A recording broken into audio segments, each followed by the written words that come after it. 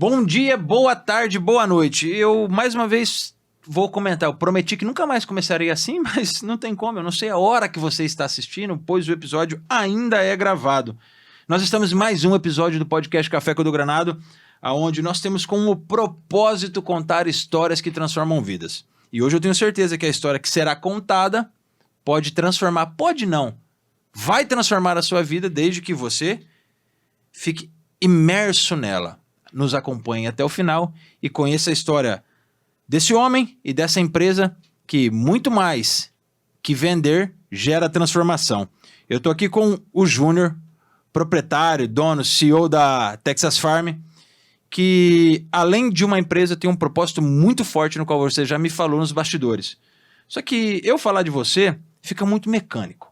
Eu queria que você se apresentasse. Quem é o Júnior? Edu, beleza? Ótimo. Obrigado pelo convite aí, satisfação estar participando desse podcast. Sou o Júnior, CEO da Texas Farm, um cara sonhador, empreendedor, que acredita muito em pessoas, que gosta de andar numa contramão, às vezes, do normal. E que mais? Acredita muito em pessoas, ansioso, como a maioria das pessoas ultimamente. Um cara normal, mas muito sonhador e costumo ser bastante otimista também. Pô, que legal. Você foi falando, eu fui anotando. Sonhador. Eu acredito que essa é uma característica que todo mundo deveria ter. E sonhar acordado, né? Não só continuar dormindo, né? Porque um sonho só dormindo, ele acaba ficando no campo do sonho. Com certeza. Outro ponto, contramão do normal. Define pra mim a contramão do normal. Cara, eu desde do meu início, eu aprendi, fui experimentando muita coisa. Uhum. E sempre que fazia, cada atitude que fazia dentro do lógico, nunca deu muito certo para mim. Então, às vezes, a ideia que tinha não era muito óbvia, ou não fazia muito sentido no primeiro momento, mas sempre que insisti em alguma coisa que eu acho que fazia sentido para mim, deu muito certo. E nem sempre era o manual ali a ser feito. Vou conduzir nesse caminho. Gostei dessa questão da contramão do normal. O lógico nunca fez muito sentido, nunca deu muito certo. E aí eu te pergunto, o que faz sentido pro Júnior? Dentro dessa resposta. Vamos construir essa ideia. Eu acho que faz sentido para mim a gente ser a gente mesmo, ser autêntico, e não se incomodar muito com a opinião do próximo, mas buscar algo que completa, né? Eu acho que eu sou uma pessoa muito privilegiada por poder hoje poder acordar e fazer aquilo que eu gosto, né? Me encontrei dentro da minha marca, dentro daquilo que eu faço. Então acho que isso faz muito sentido para mim. E fez sentido, muito sentido para mim essa sua resposta. Faz muito sentido porque hoje o mundo faz a gente caminhar em direção de algo que o mundo quer que a gente caminhe. Viva essa moda, viva esse formato, viva esse padrão, viva esse carro, viva essa casa, viva essa fazenda. Cada um tem que ter algo que está muito padronizado. Quando você vem na contramão, é óbvio que quando você vai na contramão, você vai receber buzinada, né? Se a gente entrar na contramão aqui, vão buzinar, vão te xingar, vão falar que você é maluco. Uma contramão no bom sentido, né? Isso. Não fazer o que é errado. Isso aí, quando eu falo essa contramão, não é no sentido de fazer aquilo que é... Eu faço essa analogia. Por que eu faço essa analogia do trânsito? Não que a gente está fazendo o que é errado, mas eu faço analogia porque quando você caminha diferente do que o mundo está te pedindo, as pessoas vão te achar um louco. Vão te achar, nossa, mas por quê? Todo mundo faz isso, por que ele inventou isso? Aí, dentro da sua resposta, você me dá uma resposta que eu acredito ser a mais coerente, ou talvez a que todo mundo deveria dizer. Seja você mesmo, seja autêntico. E aí, dentro dessa, eu construo outra pergunta. Como é ser autêntico para você? Como é ter essa simplicidade? Desde quando a gente conversou, hoje você é o CEO da Texas Farm. Ponto. Mas como é conseguir ser você dentro de uma empresa tão grande? Boa. Cara, eu acho que é o mais simples, né?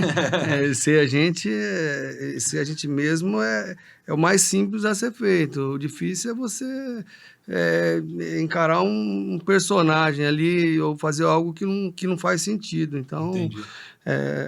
ser a gente mesmo, eu acho que é o mais fácil, né? E às vezes a gente demora muito tempo a perceber isso, né? Putz. A gente fica muito tempo tentando ser o que não é, ou provar, e às vezes aquilo não vai te levar a lugar nenhum. Não adianta você ficar batendo numa coisa que não faz muito sentido para você. Caramba, Júnior. Você me faz refletir. Hoje eu tenho 38 anos e me faz refletir o quanto eu demorei para entender que eu precisava ser eu mesmo. Às vezes a gente se esconde atrás de tantas coisas e às vezes se esconde falando que eu sou assim, se você briga, se você isso e aquilo. Fala, não, eu sou autêntico mesmo, não sei o quê. Mas muitas vezes a gente tenta criar um personagem para que os outros nos olhem e falem, vamos pensar aqui no podcast, né? Eu tento criar um personagem dentro do podcast para que as pessoas me olhem, me dêem visualizações e me aplaudam. Fala, nossa, que podcast maravilhoso. E confesso que na criação do podcast essa era a ideia, né? E eu tô com o podcast, vou para 6 anos e agora ele começou a tomar um corpo diferente porque foi quando um amigo meu me falou, volta para sua essência. É isso aí. Eu falei, caramba, cara, mas eu tô na minha essência, ele não tá. O que você fala lá não é você, o que você faz lá não é você, o que você... Quando você for você, muda a forma de acontecer as coisas. E como você percebeu isso na tua vida? Penso eu, me corrija se eu estiver errado, que se você falou quanto tempo a gente demora para sermos nós mesmos, você também incorreu nesse erro de querer ser um personagem, talvez. Sim. Quando foi que você percebeu isso? Cara, leva muito tempo, né? Leva muito tempo para você descobrir o óbvio, né? Uma coisa que é muito natural. Mas acho que existe raras pessoas que descobrem isso bem cedo. Eu descobri bem tarde isso. Tive que quebrar muito bem tarde não, porque eu comecei muito cedo, né? Mas tive que quebrar muito a cabeça e acredito que hoje com 43 anos, eu acho que próximo dos meus 28, perto dos 30, eu comecei a me encontrar mais. Comparado a mim foi cedo. Eu demorei um pouco mais. Eu fui uns 35, 36. Mas eu comecei muito cedo. Eu casei com 19 anos. Eu achei que eu tinha casado cedo, hein? Eu casei com 24. Casei com 19. Caramba! Dentro dos desafios de construir uma empresa, olhar para dentro de você, olhar para aquilo que é o óbvio, né? A gente fala o óbvio precisa ser dito e a gente foge muito do que é óbvio na nossa vida e você deixou claro isso quando você fala olhar para nós, quando fala o lógico para mim nunca deu muito certo e quando me diz acordar e fazer o que quer, o que gosta, o que tem sentido. Só que dentro de fazer tudo isso, a pessoa que nos assiste olha e fala, pro Júnior é muito fácil falar isso. Olha onde está a empresa dele, olha isso e aquilo. Só que eles não olham os desafios que você tem, tanto como pessoa, porque eu acredito que não tem como separar o Júnior da Texas Farm. Não, porque é uma coisa só. Uma coisa leva a outra. Quais são seus maiores desafios? Júnior, a hora que acorda, olha para a esposa. Tem filhos? Tem. Quantos anos? Uma tá aí. Filha? Quantos anos? 20. A filha não lembra, o pai lembra mais da idade que a filha. Né? Qual que são os seus desafios? Quando você acorda, mora junto ainda? Sim. E olha e fala, putz, caramba, minha filha, meu filho, minha esposa. Aí chega, putz, meu filho, 100 filhos lá na fábrica trabalhando, na empresa trabalhando. Qual que são os seus maiores desafios? Cara, não dá para separar, né? Mas dentro de casa, como pai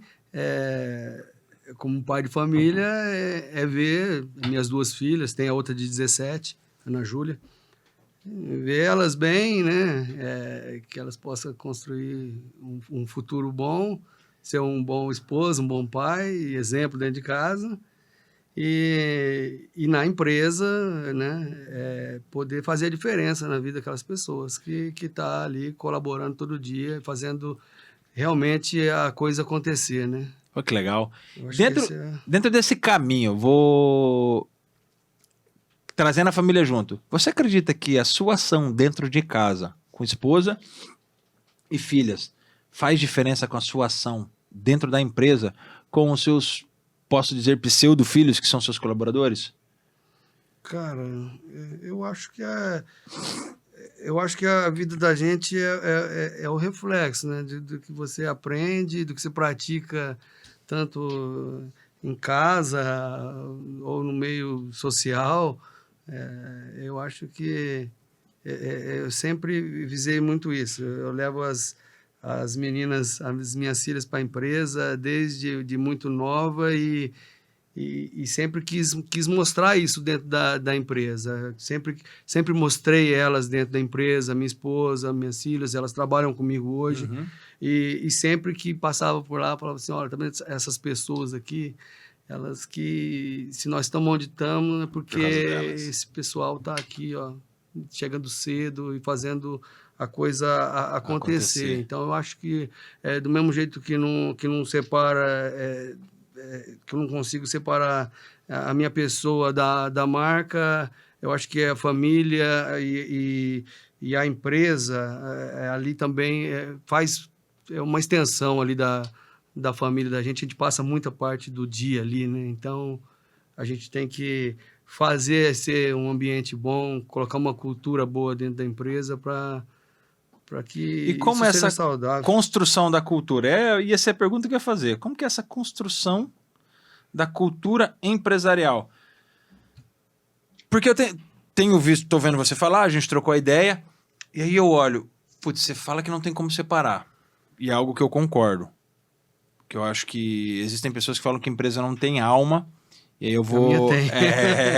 eu vou parafrasear um amigo meu, Diego Menão, no qual ele palestra e trabalha diretamente com inteligência empresarial, onde ele fala: as empresas precisam ter alma e as que não têm precisam voltar a ter. Porque empresa sem alma é fadada não só a quebrar, mas a ter uma riqueza talvez compulsiva, uma riqueza que não gera aquela solidez e aquela confiança. Como que é a construção da cultura empresarial da Texas Farm? Então, Edu, quando a gente começou a falar o nome, né, de implantar a cultura, então a gente sempre quis. Quando você está construindo, Uhum. a construção, a gente estava até falando hoje de manhã numa reunião que a construção de uma marca, essa jornada é muito interessante e é muito prazerosa, né? Você vê as coisas acontecendo, a implantação disso. Quando nós começamos a falar de cultura, parecia uma coisa tão distante. Há uns 3 anos atrás que começou a se falar esse nome dentro da empresa. Olha, precisamos criar cultura. Nós estamos num polo de confecção, né? Pucarana, capital do boné. E a gente via poucos empresários olhavam com esse olhar de construir um bom ambiente, construir uma cultura forte dentro da empresa, né? Então, acho que essa criação de cultura é um trabalho muito que exige muito, né? Uhum. Às vezes no começo as pessoas não dão tanto valor. Quando você começa a falar, muitos não acreditam na força que isso traz, né? Então, a cada ano que passava, a gente começou a perceber a força que tinha isso, né? Que começou como um simples capricho. Começamos a fazer algumas reuniões com líder de setores e tal, começamos a dar voz para os colaboradores, fizemos um ano,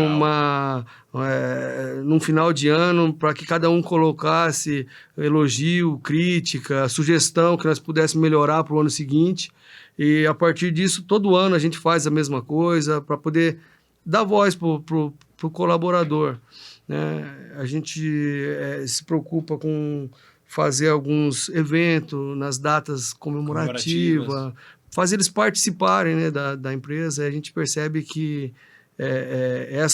a gente se aproxima mais deles, eles se sente mais conectado com a marca e o ambiente muda totalmente. É uma coisa que tem um valor muito grande e dá um resultado.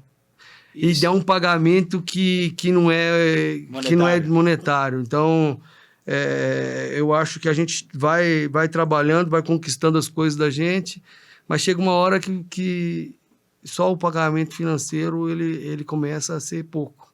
Então, e eu acho que nessa implantação de cultura a gente consegue um outro pagamento.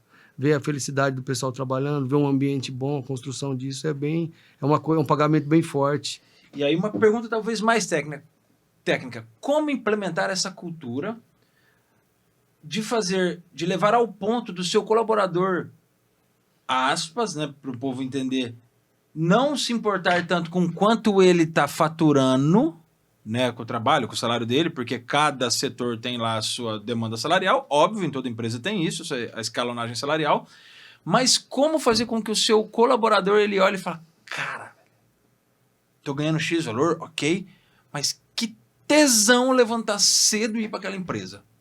Como que você começou a implementar? O que você pensou? Em que você baseou? Qual foi a palavra-chave que fez você descer trabalhando dentro da sua cultura para que essas pessoas tivessem e tenham esse prazer de estar lá com vocês? Edu, eu acho que isso aí a gente não consegue ter uma resposta definitiva, direta, porque né? É uma união de vários esforços, né? São muita coisa que que a gente começa a mexer. Eu acho que primeiro você tem que gerar um bom ambiente físico mesmo, né? Você tem que ter uma estrutura, então você não consegue fazer isso de imediato, né? Sim. A gente percebe lá que primeiro a gente começou a melhorar o ambiente, estrutural a cadeira mesmo, que o cara senta, o refeitório, a climatização do ambiente. Então, a pessoa trabalhar num lugar limpo, organizado, bonito, é uma motivação. Ela encontrar uma equipe que chega e fala bom dia, obrigado, por favor. Essas coisas a gente começou a falar mais sobre isso e a repetição, né, cara? Todo dia você tem que estar falando aquelas mesmas coisas. Cultura, eu acho que é muito repetição. Então, são várias ações que você faz, mas não dá para te dizer assim, uma que vai fazer a total diferença, porque...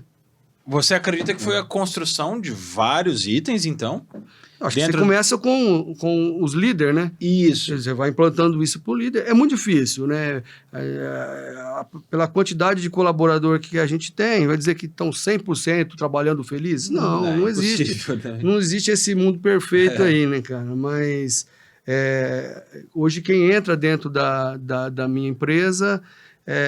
percebe, a maioria percebe que tem muita gente trabalhando ali feliz e conectado com nossos propósitos. Eu vou falar algo que eu acredito que deixou claro para mim naquele bate-papo nosso na segunda-feira, do porquê você consegue construir isso, e você me corrija se eu estiver errado, por favor.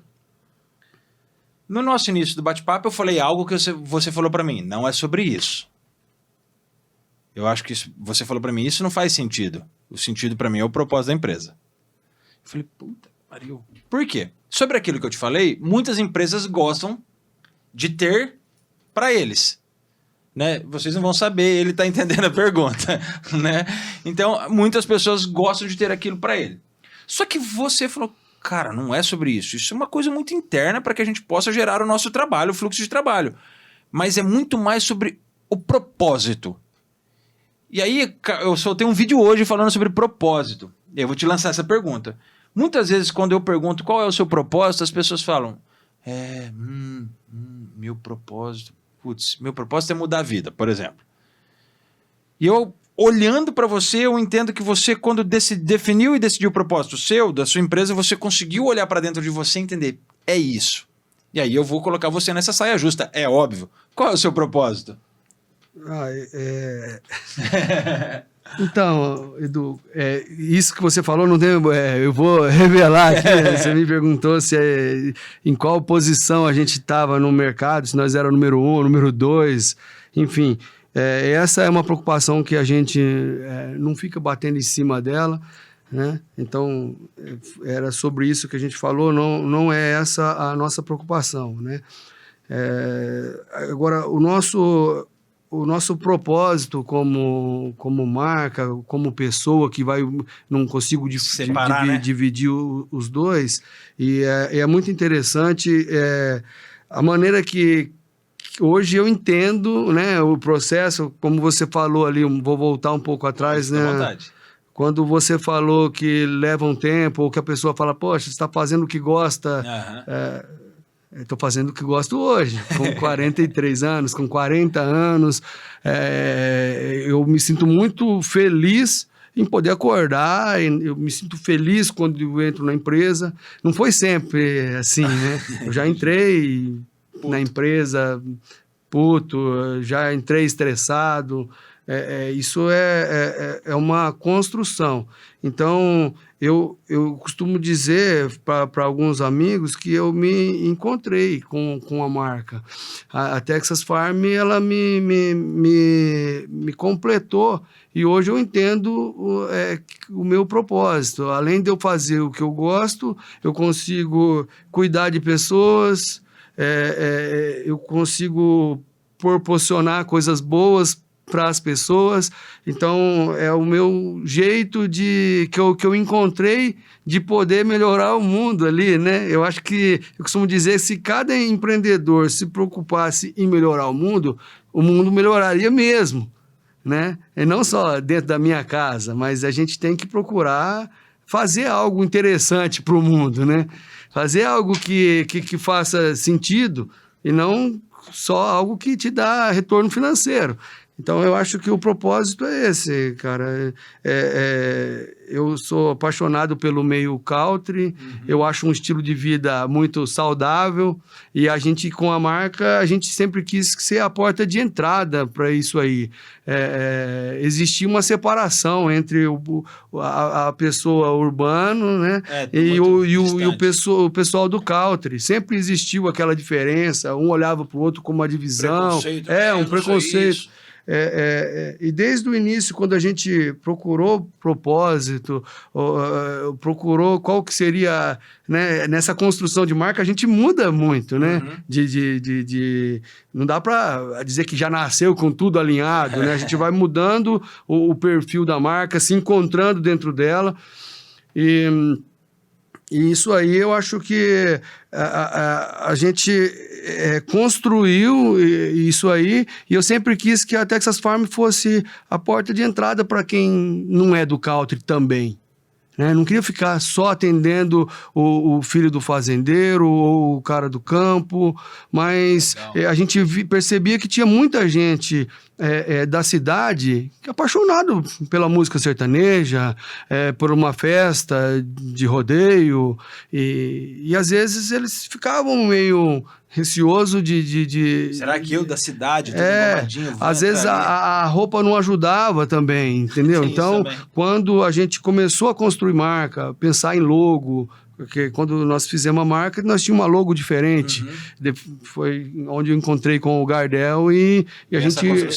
A construção. Quando fizemos a construção da logo nova, a gente já queria uma logo que a pessoa pudesse usar no campo, na cidade, no shopping. Por sinal, é linda a logo. Na academia, então, numa corrida, né? A gente hoje a gente encontra Texas Farm em todos esses lugares que eu falei. Eu vou até pôr boneca. Então, a gente ficou bonito. Deixou mais bonito. Tampou a careca. A gente sempre quis ser essa porta de entrada e tá aberto. E não dizer, você é da cidade ou você é urbano, não cabe aqui. Sabe o que eu acho legal no que você fala? Talvez por característica minha, eu não sou... Quem olha pra mim talvez não fale, esse cara gosta de sertanejo, esse cara é isso, porque eu acho que eu nem tenho cara, né? Mas não sei se precisa ter cara pra gostar de alguma coisa. Mas eu acredito que eu relatei para vocês na segunda-feira, o meu avô foi administrador de fazenda, né? Meu falecido avô, pai do meu pai, ele administrou a fazenda do Chico Galli durante muito tempo em Curiúva. E eu até meus 10, 12 anos de idade nós frequentávamos a fazenda. Até minha avó ficar doente, ele sair da fazenda, enfim. Mas eu sempre fui um apaixonado por cavalo. Sempre fui apaixonado por cavalo. Nunca tive o meu, mas ia na fazenda do meu avô. A mangueira, eu lembro que a sede da fazenda, a mangueira era na frente da casa. Eu andava 150 metros para chegar na mangueira. Onde eu via meu avô tirando leite, meu tio tirando leite, vacinando gado, andando a cavalo, tudo. Então, eu entendo o que você fala, porque eu talvez nunca me vesti muito country. Trabalhei com sertanejos, trabalhei durante 4 meses com o Fernando Sorocaba, sou formado em educação física, fui personal deles. E do primeiro empresário deles, lá atrás, o Paulo Pissoloto, trabalhei com eles 4 meses viajando. E por mais que eu nunca me vesti como cowboy, o sertanejo sempre fez parte. Porque quando nós íamos para Curiúva, era só Milionário José Rico, Mato Grosso Matias, aquele sertanejo gostoso demais de ouvir. Então eu concordo com isso. Porque quando eu gero muita separação entre um estilo e outro, eu começo a gerar uma rixa que não existe. Que só vai existir na cabeça de quem nunca conheceu. E quando eu trago você do mundo country, vamos dizer assim, para mostrar, cara, não, o urbano pode vestir, pode estar com boné, pode estar com... Eu gosto de camisa xadrez. E nem sempre a camisa xadrez... Eu falo, nossa, o cara é sertanejo. Não, às vezes ela cabe em vários estilos. Com a calça marrom que eu tô, se eu colocar uma camisa xadrez, vai ficar legal. Então... Como que foi essa ideia de construção? Como que você falou, cara, eu preciso quebrar isso, eu preciso fazer a diferença nisso? Você me falou que a sua ideia é cuidar de pessoas. Como que você cuida das pessoas que chegam na sua loja ou que chegam para ser seus colaboradores? Edu, isso que você falou, né? Você não é seu avô, todo mundo, eu acho que tem uma raiz no country, né? Todo mundo veio ou se não foi os seus pais, mas os avós, os bisavós, alguma coisa aconteceu, acho que todo mundo dessa geração tem alguma raiz ligada ao campo, ligada à fazenda, ou tem alguma lembrança com o cavalo. É raro as pessoas que não têm isso, né? Minha filha está adorando cavalo, por que pareça. Isso é muito... Eu acho que isso, essa questão de todos já, ou teve um avô, ou um tio que morou no sítio, ou que passou umas férias lá, quando a gente fala que a gente quer fazer... Eu quero retornar, resgatar essa raiz, a curiosidade nessas pessoas, fazer ela ter acesso novamente. Esse é o propósito, né? De abrir uma porta que até então me parecia fechada.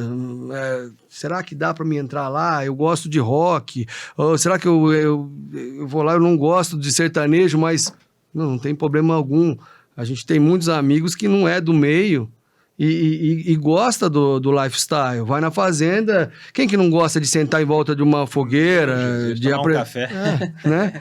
Então, eu acho que todo mundo, no fundo, tem uma raiz ali, e é muito fácil você falar sobre isso, né? É um meio sadio, é fácil você atingir a pessoa quando você mostra que você está aberto, né? Para isso, e que se quiser experimentar, é isso que a gente sempre quis transmitir com a marca. Trazer alguma coisa nova. Ele oferece isso pra gente. Sim, ele convida, né? Eu particularmente gosto muito. Tanto é que, se eu for falar, um dos desejos meu hoje é ter um canto, uma chácara, onde eu consigo montar a minha varanda, e é onde o meu desejo é acordar cedo, fazer o meu ritual do café, fazer o meu café, todos os meus aparatos, todas aquelas frescuras de café, fazer o meu café, sentar, ver os passarinhos, por mais que seja um cantinho pequeno, tomando meu café e lendo meu livro. Quando a gente vai para fazenda, todo mundo, né, posta um café lá, isso. Amanhecer, ou um pôr do sol. Isso é muito fácil, né? E a gente conseguir fazer isso com a marca, né? Abrir essa porta e fazer algo relevante, isso é um baita de um pagamento. Isso essa pergunta é uma satisfação muito grande. Como trazer o campo para mais perto? Com a Texas Farm, como eu trago o campo pro perímetro urbano? Vamos pensar, apesar que a nossa região ela é muito sertaneja, vamos dizer assim, né? Londrina, Pucarana, pega ali Cianorte, Umuarama, vamos ali para Maringá. A gente tem muito sertanejo, até porque Londrina é um polo de cantores sertanejos, né? Mas como que eu consigo trazer pro cara nada country, nada do campo, trazer essa proximidade através da marca. O que dentro de vocês, lá das reuniões que vocês fazem, você consegue, cara, é aqui, nessa sutileza que eu começo a trazer o menino do apartamento para o campo. Eu tenho uma história bem, bem interessante, que foi muito forte na construção disso aí. Eu me mudei de bairro, né, de casa, e um dia caminhando com meu cachorro na rua, passa um cara com um carro rebaixado, e baixou o vidro e sabia que eu tinha mudado ali recente. Aí ele me baixou o vidro e falou assim: ô vizinho, você que é o Texas Farm?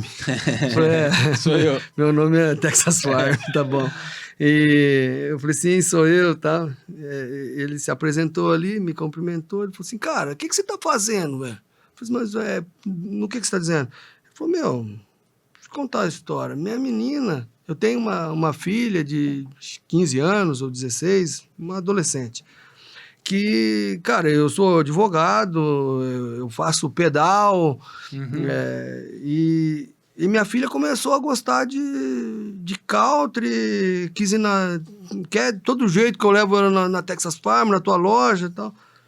E eu falei, cara, ela começou a ver nas redes sociais. Então, como que eu trago, né? Através de rede social. Sim. E essa menina começou a ver o conteúdo da Giovana no Instagram, começou a acompanhar e via ela montando na sociedade rural, treinando, são atleta de 3 tambores, então ela via a rotina de treino e ela começou a ver o cavalo, começou a despertar, né, para essa menina de apartamento, como você disse, né? Os pais não conviviam nesse meio, né? A música era outra, tudo, e essa menina despertou, né? Então não foi pelo pai ou pela mãe, e ela começou a cobrar isso do pai. E aí ele falou assim, cara, agora eu vou ter que levar minha filha lá na tua loja e tal. Eu falei assim, pô, leva, cara, é um caminho muito bom, né? E aí ele se despediu de mim e tá tudo bem. Passou ali, acho que um mês mais ou menos, eu tava na loja, a gente tem tipo um barzinho ali na loja. No sábado eu tava ali na loja e eu vi uma movimentação, o pessoal comprando e tal, e provador, acho que tinha a família toda. Padrão normal, né? Padrão normal ali comprando, a família toda. E na hora desse cara ir embora, eles estavam pagando a conta lá, a mãe, a menina. E o cara veio até onde eu tava. Falou, você tá lembrado de mim? Eu não tava. Ele tava de bermuda e boné. Então eu falei assim, não tô lembrado, cara. Você me desculpa. Ele falou, sou vizinho teu lá. E lembra que eu falei pra você que minha filha tava querendo vir na loja? Tá aí, ó, gastando e tal. Eu falei assim, que legal. Ele falou assim, cara, eu vou te contar uma coisa. A minha filha, ela vivia trancada no quarto, só em computador, jogo, e o diálogo estava muito difícil, estava numa fase muito difícil com a minha filha, companhia ruim e tal, e ela perguntou, acho que num direct para tua filha, como é que fazia para treinar, porque ela queria fazer uma aula de equitação, aprender a montar a cavalo. E acho que minha filha passou, olha, vai na sociedade rural, ela faz uma aula experimental e tal. E a mãe levou essa filha para fazer essa aula. Quando ela fez essa aula, passou lá, montou, foi dar banho no cavalo no final. Faz tudo, quando faz aulas faz tem esse trabalho completo. Para poder sentir o animal ali, acaba às vezes dando um banho, né, alguma coisa assim. E esse cara falou assim, cara, quando eu cheguei em casa do escritório, ele é advogado. Quando eu cheguei em casa do escritório, eu escutei um converseiro na cozinha, minha filha falando alto com a mãe dela e batendo papo e tal. Ele falou assim, cara, eu fiquei escutando. Fazia muito tempo que eu não via minha filha conversando daquele jeito com a mãe dela. E aí eu fiquei muito feliz. Aí, quando eu cheguei lá, ela estava com a calça toda molhada, suja. E, cara, como que faz? Eu quero comprar um cavalo. Né? Então, acho que é isso aí. Aí. Através de uma rede social, a pessoa começa a ver o conteúdo, começa a ver que é interessante. O pai, no primeiro momento, só leva, daí ele começa a ver o benefício daquele ambiente, né? Que aquele ambiente traz, o benefício que o cavalo traz, porque eu acho que o cavalo, ele faz um bem para a saúde, para a mente. Uhum. E eu acho que daí eu consegui atingir aquela família através disso, né? Através de um conteúdo que a minha filha postou, ela já se identificou com a marca também e com o estilo de vida. E isso é legal. Aí o cara começa a ir, começa a acompanhar. Daqui a pouco ele está fazendo um churrasco ali no meio de uma prova, embaixo de uma árvore. E todo mundo é feliz fazendo churrasco embaixo de uma árvore. Todo né, mundo é cara? feliz fazendo churrasco. Não tem como. Se for embaixo de uma árvore, melhor do que mais numa gostoso. área gourmet, viu? Quando você foi me falando, e eu prestando atenção na história, você me fala do teu propósito, que é cuidar de pessoas. Putz, isso que você falou está diretamente ligado a cuidar de pessoas, porque através do que a Texas Farm faz, através do que sua filha faz com ser atleta de 3 tambores, fez com que uma menina que ficava trancada visse, mandasse mensagem, sua filha mandasse, e rolou todo esse ecossistema, toda essa coisa para que ele chegasse lá na tua loja e partilhasse com você. Qual é o sentimento que rola lá no Júnior? Aquilo que o Júnior não falou para ninguém. Quando esse cara contou que a tua empresa, através do movimento da tua filha, através do seu movimento, transformou a vida de uma menina que se trancava, não conversava com o pai, e num belo dia o pai chega do trabalho e se sente extremamente feliz porque a filha estava falando alto, contando tudo o que aconteceu. Qual é aquele sentimento que talvez você nunca falou para ninguém disso que aconteceu, ou só falou lá dentro da tua casa para sua família? Eu falo, isso eu falo, cara. Eu acho que para um pai, cara, você vê um filho teu tendo um crescimento, uma transformação positiva, isso, você é pai, eu acho que é um sentimento enorme. Foi muito positivo para aquele pai. E para mim, que aí eu consegui ver que eu tinha potencial de fazer isso, não só para aquela menina. E às vezes eu nem... Talvez não durou aquele... Não sei qual que é o desdobramento. Mas isso pode ser replicado quantas vezes?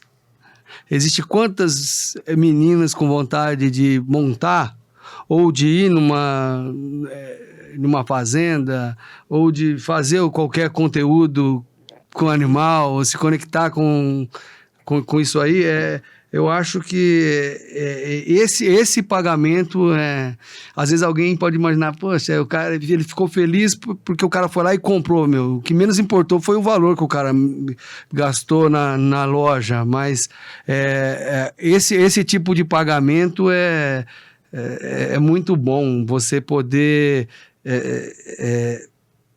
trabalhar, viver daquilo que você gosta hoje, né? Depois de muita busca. Muita dor também. A gente só falou de coisa boa aqui, né? Até agora. Então calma que eu chego nessa parte. Já que você me deu a deixa, antes eu vou falar disso aqui. Do que menos importa é o preço, é o dinheiro que as pessoas... Eu acho que importa também, né? A qualidade de vida. Falar que não importa... Falar que você não quer que sua filha treine, que você não... Aí é mentira, aí nós estaremos mentindo. Mas por que eu gosto disso quando você... É a segunda vez que você me fala hoje e a terceira que você me fala desde quando a gente começou a conversar, que isso é o que menos importa. Vamos explicar para aqueles que não entendem, que vão achar que é fácil ele falar que é o que menos importa, porque ele já está ali tranquilo com a vida. Mas eu entendo que quando você fala que é o que menos importa, é que muito além de faturar talvez o que você fatura, estar na posição que você está, é aquilo que você pode gerar para a pessoa. Dentro dessa resposta que você me deu, dessa menina, como que é levantar, acordar cedo, hoje feliz pelo aquilo que faz, e saber que na hora que você põe os seus 2 pezinhos no chão, fala, cara, hoje eu vou transformar a vida de quantas pessoas? Apenas de mais uma menina que queira montar. Como que é viver isso?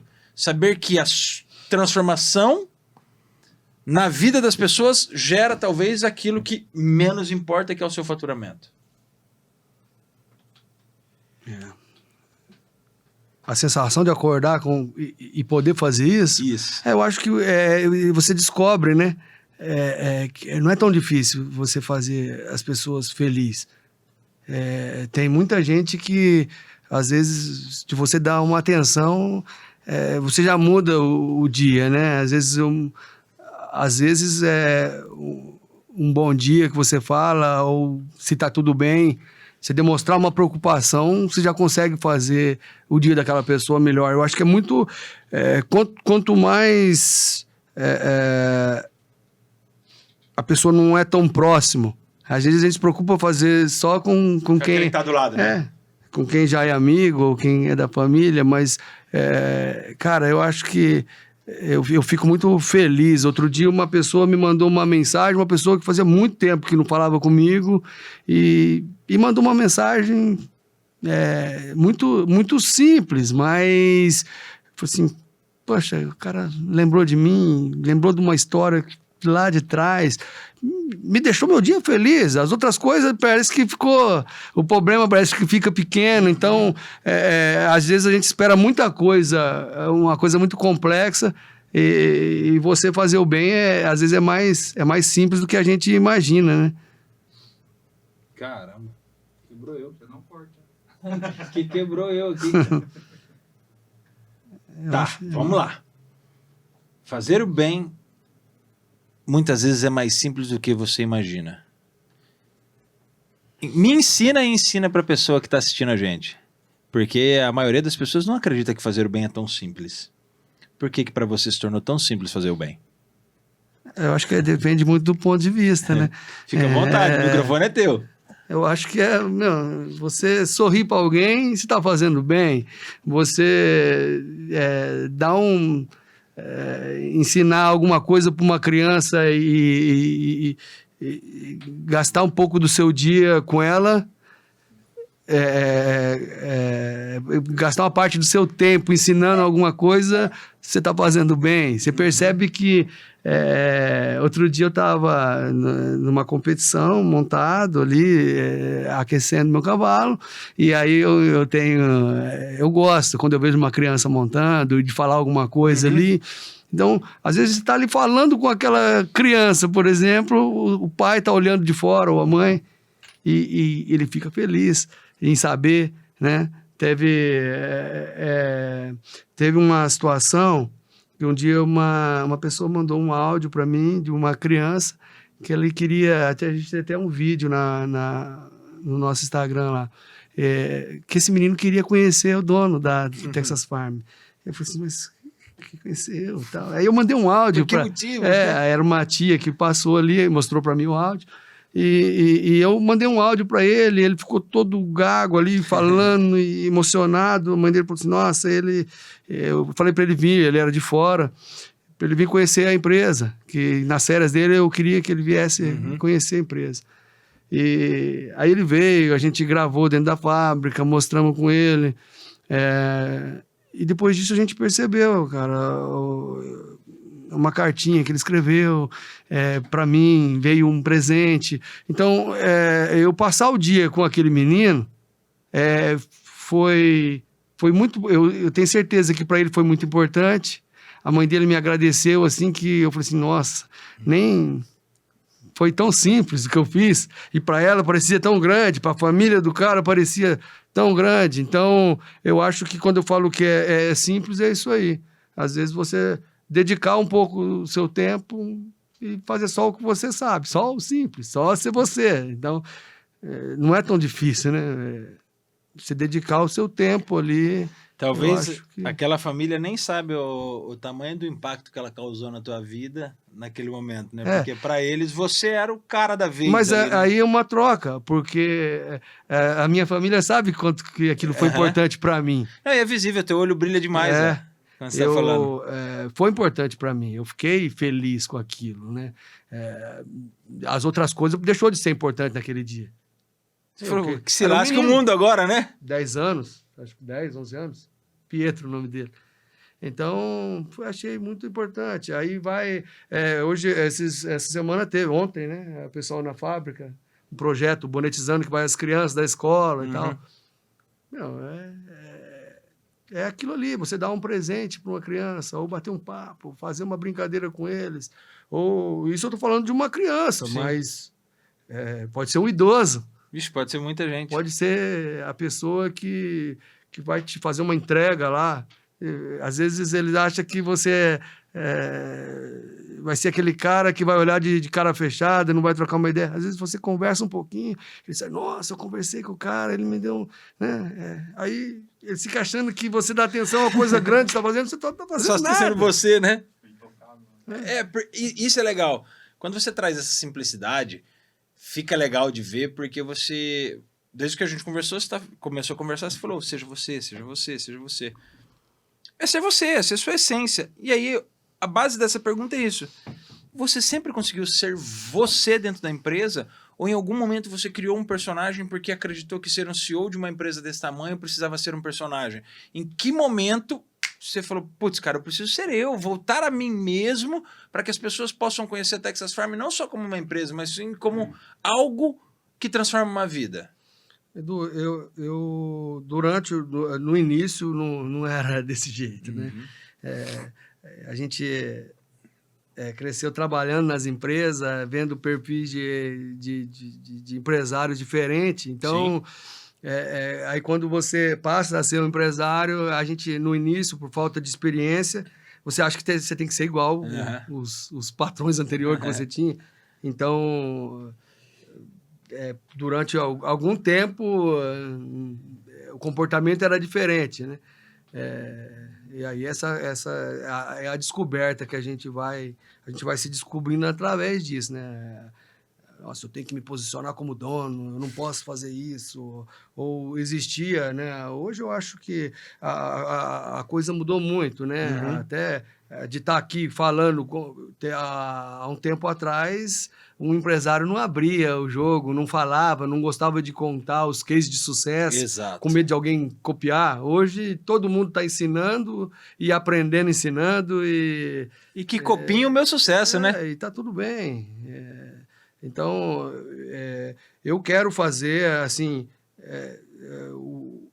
eu quero fazer a diferença na minha cidade, no meio onde eu trabalho, e se alguém achar que está dando certo e quiser copiar, ótimo, eu estou fazendo alguma coisa que está sendo bom. Porque quando a gente passa a ser copiado, isso é sinal de coisa boa. Sim. Ou coisa ruim, né? Tem gente que copia coisa ruim também. Mas quando você passa a ser copiado, eles olham o seu case, olham o que você está fazendo, olham a construção da Texas Farm, seja copiar em questão de material, seja copiar em questão de cultura. Acho que nenhuma cultura é copiada na sua essência, porque cada empresa traz a sua essência. Aquelas que têm alma trazem a sua alma.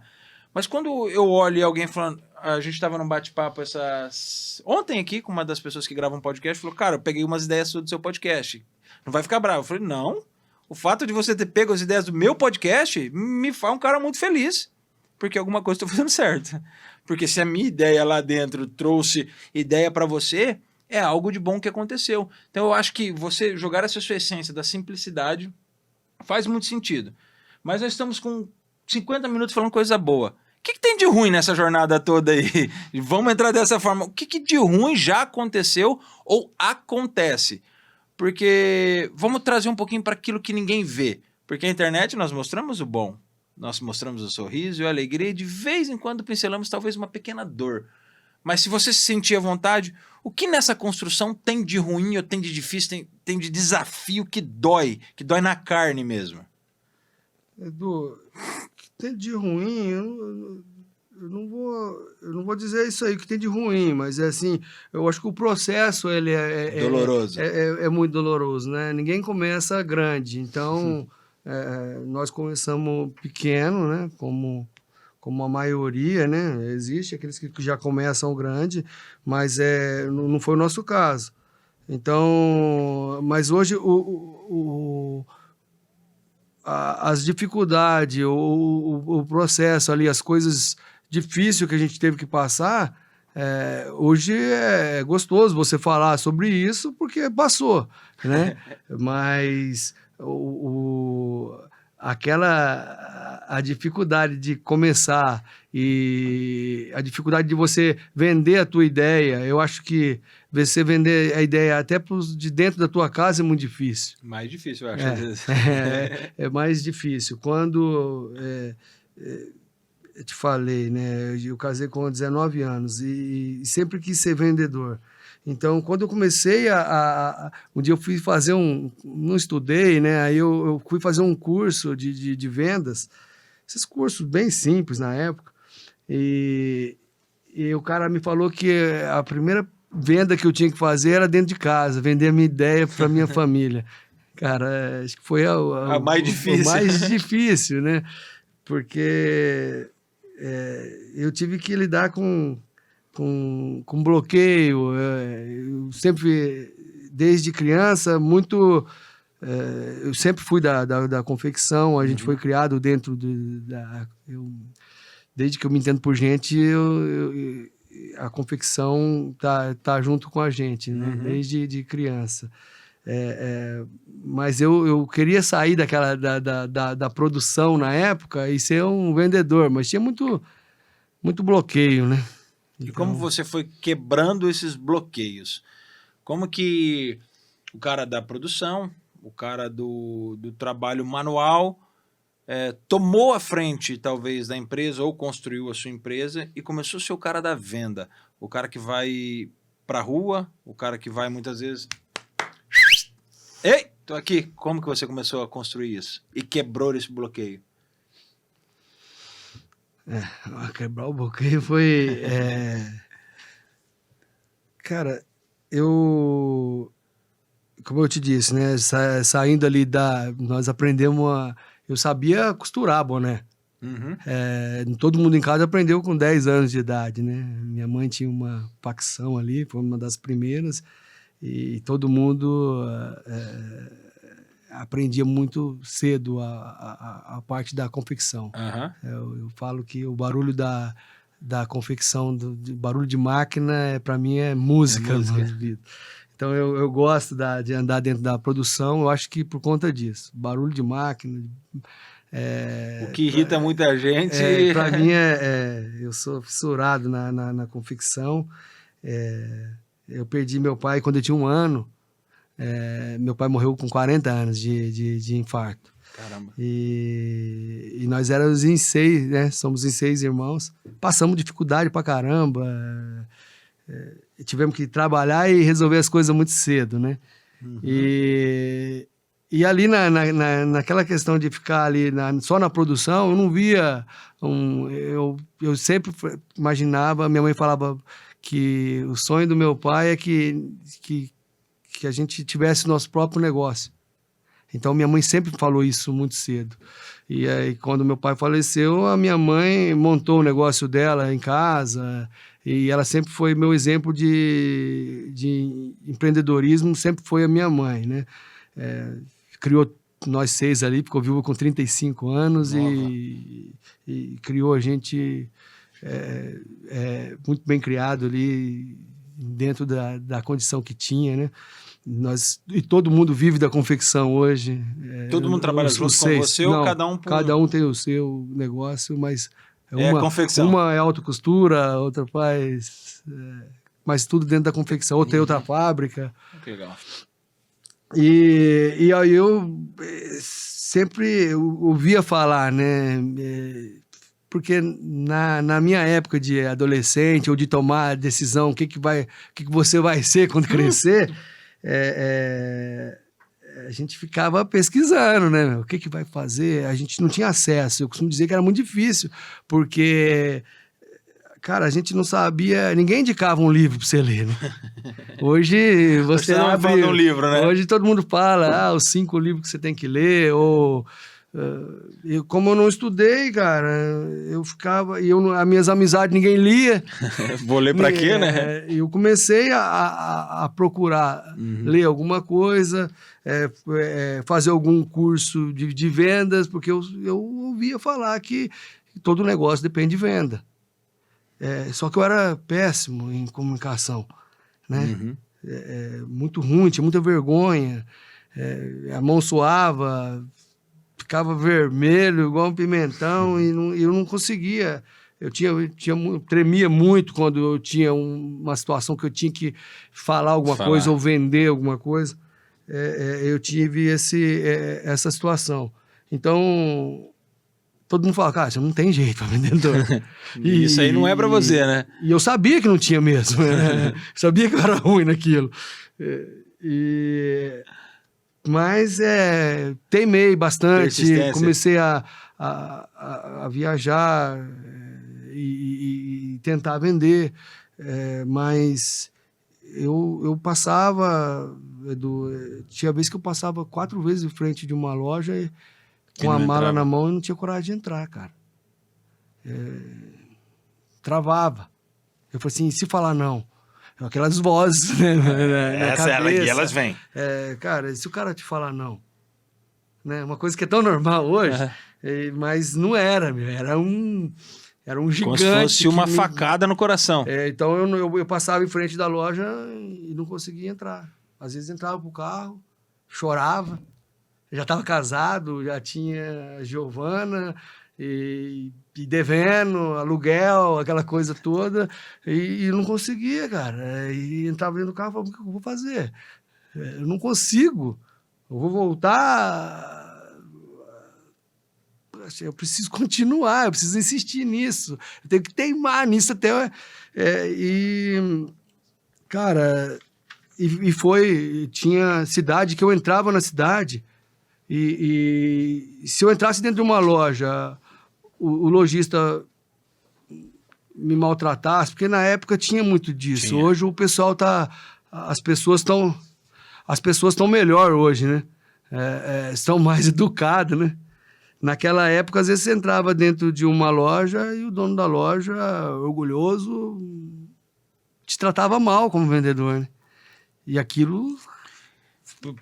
Hoje a gente vê alguém, eu vejo um vendedor entrando, por mais que eu não vou comprar, eu dou uma esperança para ele, faço alguma coisa. Conversa, troca uma ideia. Mas o não era muito seco, né, cara? Aí batia forte. Você disse que tá com quantos anos? 40 aí? 43. 43. Você é de 82, né? Sou de 82. Tem praticamente idade para ser meu irmão. Meu irmão tem 41 anos, né? Então, eu acho que a gente acabou vivendo quase que a mesma fase dentro disso. Eu lembro que, você falando de ser maltratado, eu lembro na formatura da minha faculdade. Tinha que comprar um terno, tudo, e eu fui na Brooksfield. Nossa, tava exigente, hein? Corta.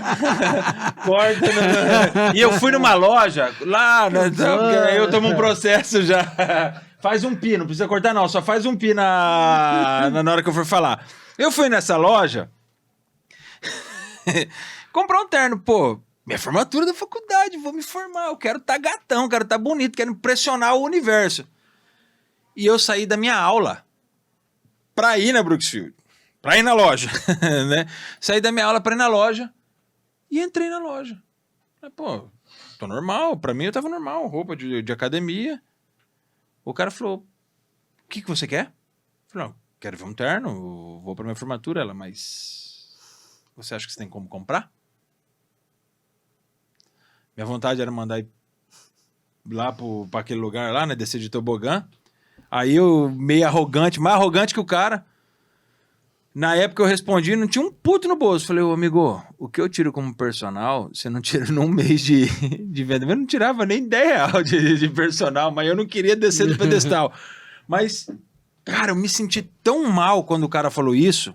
Tão mal, e eu, durante um tempo, eu tive um bloqueio, e foi na faculdade de Educação Física que eu me tornei um cara muito mais, não é a palavra correta, mas sem limite. Eu perdi a vergonha total. Cara, eu preciso ter coragem de falar em meio ao público, porque senão eu não vou conseguir. Aí o que eu fiz?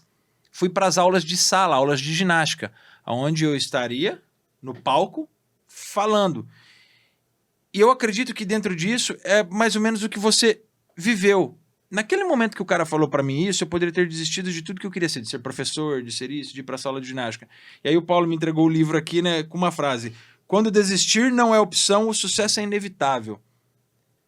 Porque se você hoje é o Texas Farm, né, ou você que é o Texas Farm, né, como param você na rua e falam isso, é porque você não desistiu.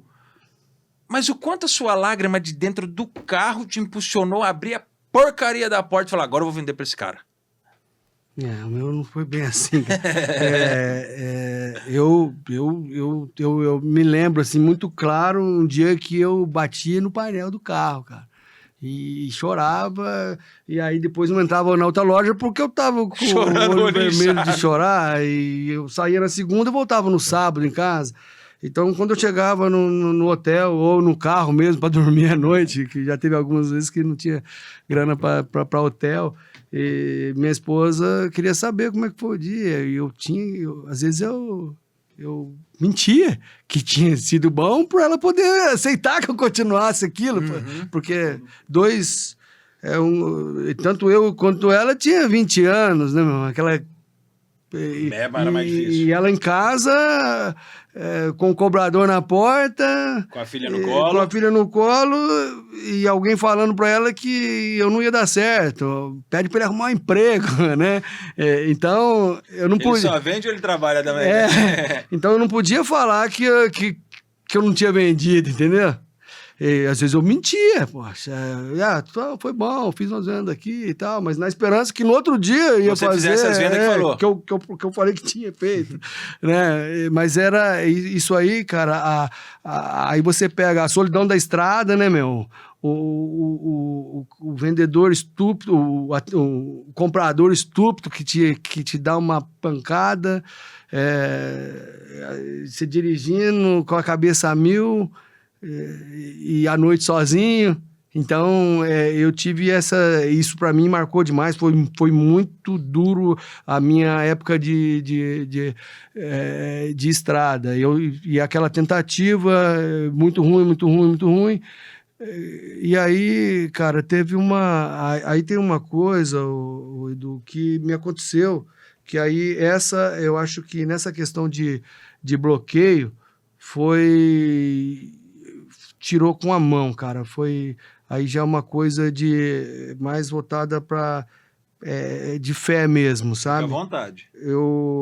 Um dia eu voltando na sexta-feira de viagem, interior de São Paulo, e tinha uma Santana Quanto. Andava, hein? Cara, andava sem documento, cara.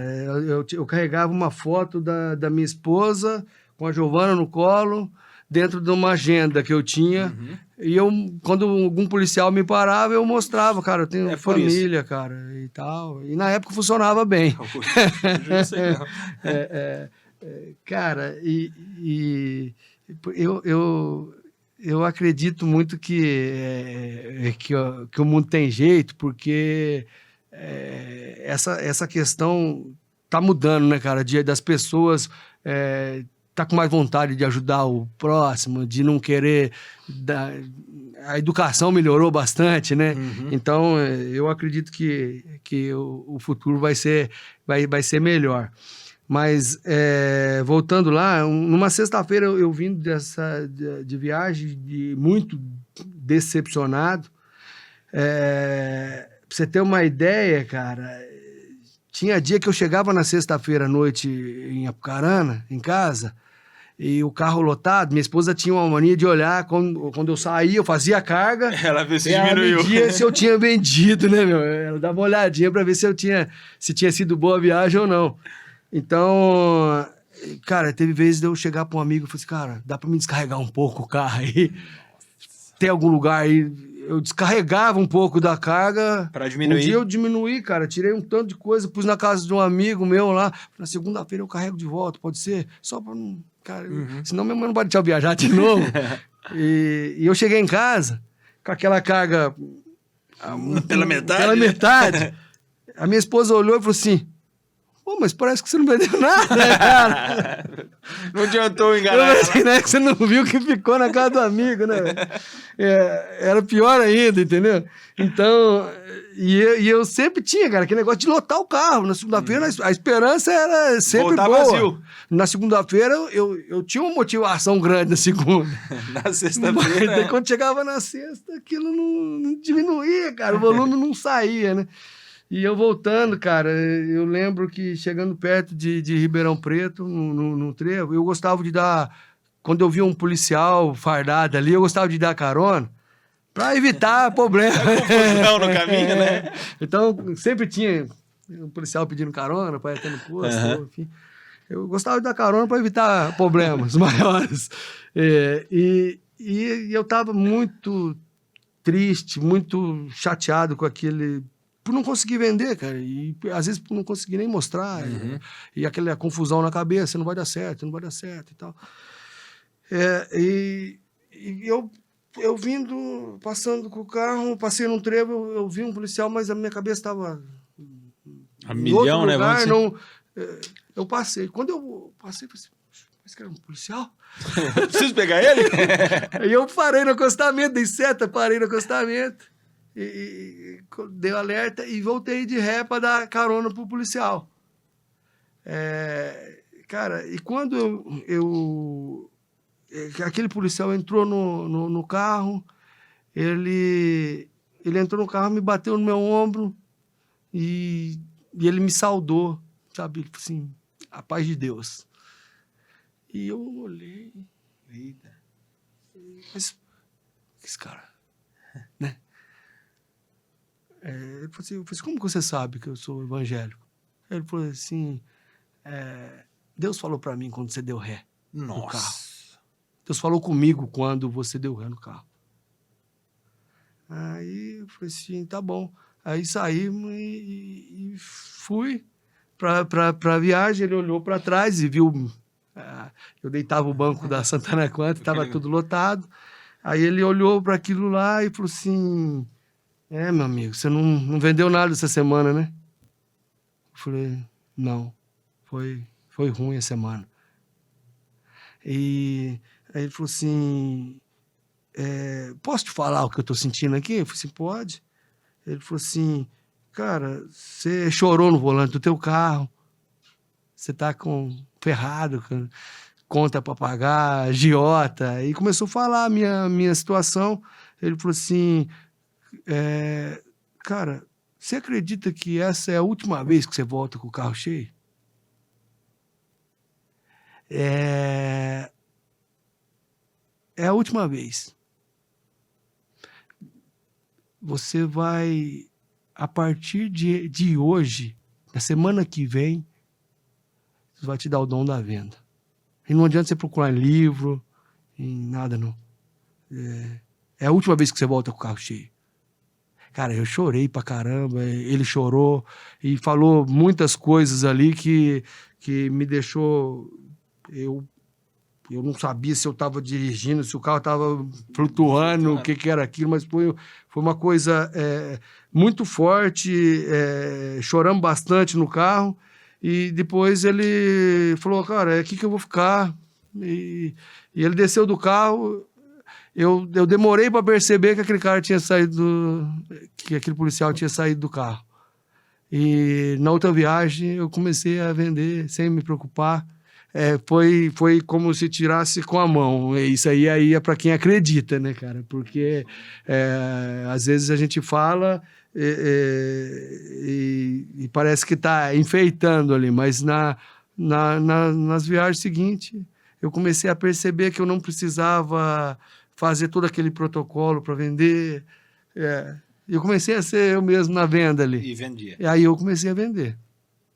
Então... foi, assim, uma coisa que parece que... Eu acho que daquele dia em diante, aquela voz não falava mais na minha cabeça, né?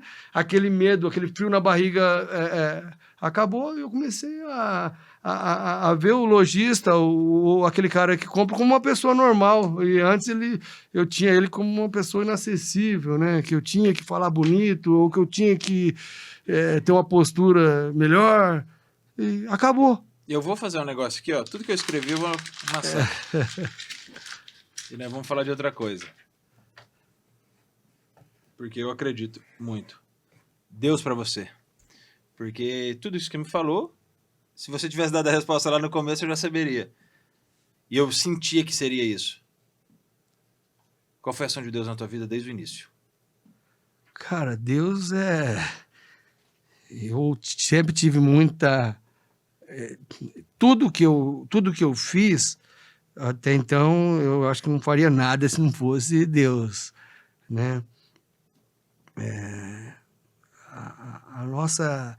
A nossa base sempre foi, né? Minha mãe sempre ali, a recordação que eu tenho, tudo foi através de oração, através da fé, né?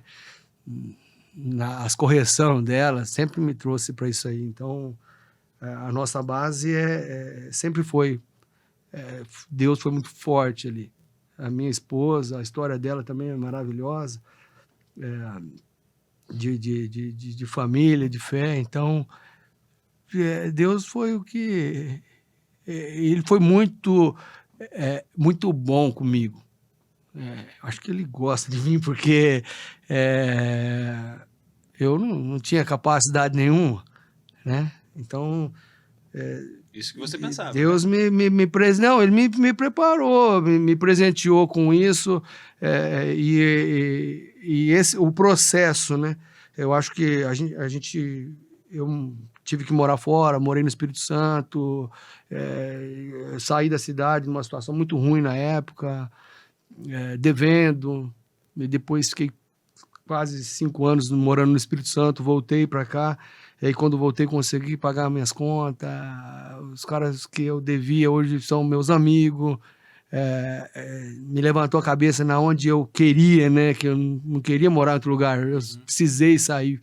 E voltei. E hoje a gente poder ter uma marca, referência dentro da cidade. Isso não tem... acho que não tem palavras e não tem outro jeito a não ser grato e tentar fazer alguma coisa boa através disso, né? Através daquilo que Deus colocou na minha mão, que é a marca hoje, e Ele me dá voz através disso, né? Talvez eu sou relevante hoje por conta disso, então, mas a história foi bem sofrida, bastante... Você me fez lembrar de uma frase que falaram para mim. E é muito claro isso, acho que na tua vida. E desde a hora que a gente vem falando... Paulo, pega um cafezinho. Jogou em mim. Ele joga em mim, eu aviso que ele jogou em mim para saber que alguém vai passar no meio. Né? Quando você começa a me falar isso, e aí eu vou trazer do motivo que eu te mandei mensagem alguns meses atrás, aí você estava em obra na empresa, que o Marcos pediu para eu mandar mensagem, falou, conheço a história dele. E desde sempre você me atendeu muito bem. Muito bem. Já indo de encontro com aquilo que o Marcos tinha falado.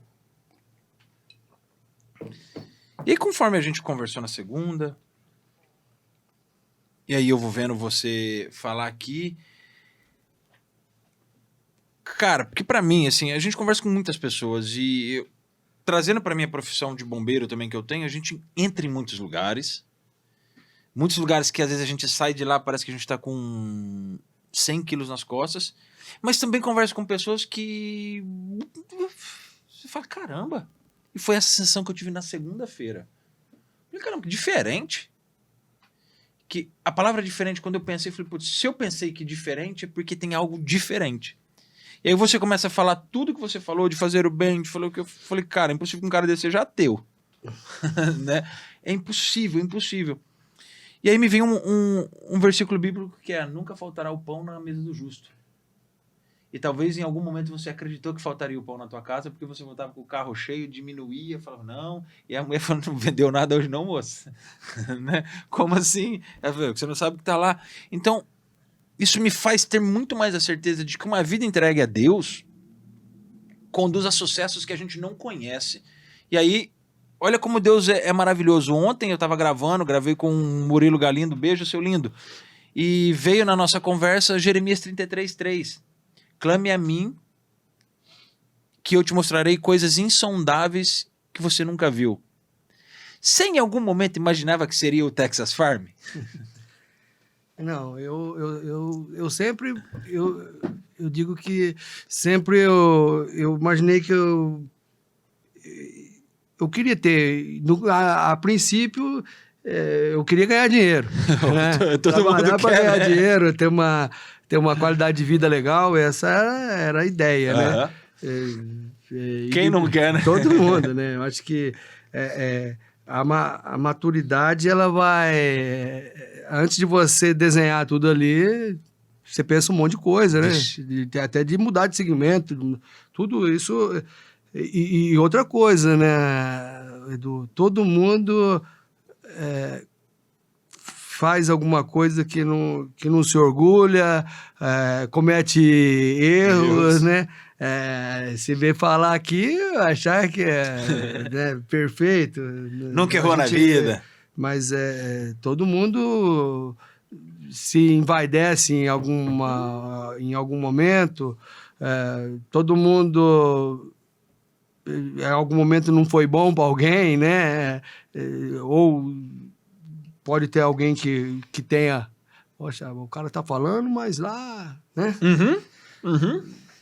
Eu acho que o importante é a gente tá buscando essa melhora aí, né? Porque eu tive, como a gente veio de uma...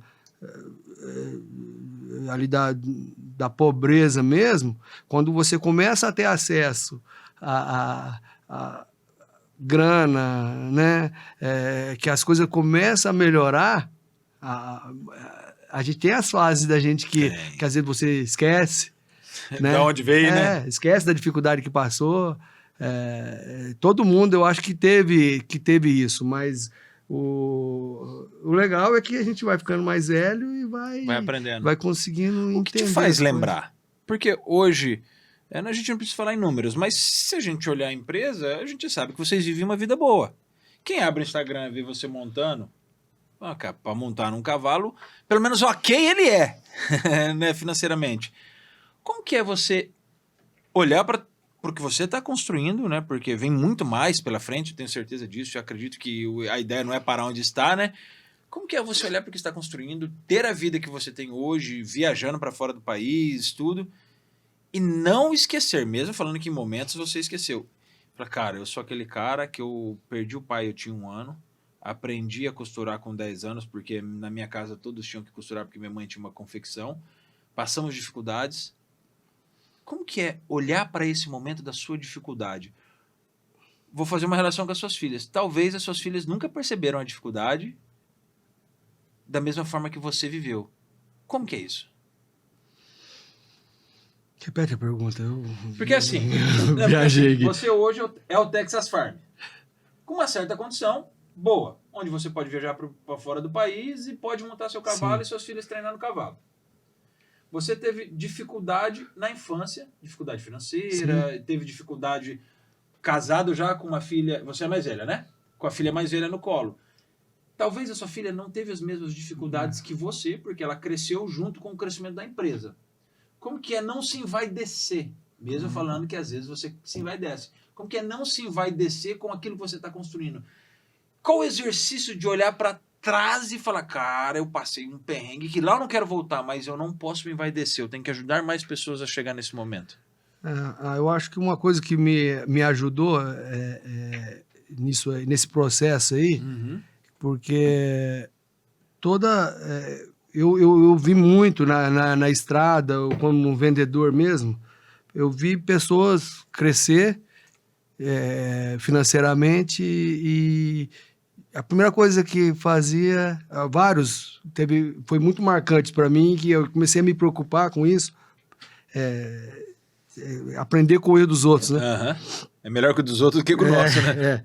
Então, a gente via que, na medida que a pessoa melhorava a situação, a primeira coisa que o cara fazia era trocar de mulher, separar, né? E aí você via a pessoa ir mal. Então, eu vi vários clientes, amigos, ou pessoas que a gente acompanhou a trajetória, que quando começou a melhorar, aí não tá mais bom, né? Nessa questão de entendi. Quando você ainda não tem uma maturidade, né? A pessoa às vezes vai olhar alguém mais bonito, ou mais vistosa. Exatamente, né? E como todo mundo tá sujeito às mesmas coisas, né? Essa questão da vaidade, ela é muito forte, cara. Ainda mais quando você é novo, né? Então, eu acho que aprender com o erro dos outros e a vontade de querer dar certo ser maior do que isso aí, né? Eu acho que o meu relacionamento hoje é muito melhor do que no começo. O meu relacionamento em casa, com a minha esposa, hoje é melhor do que antes.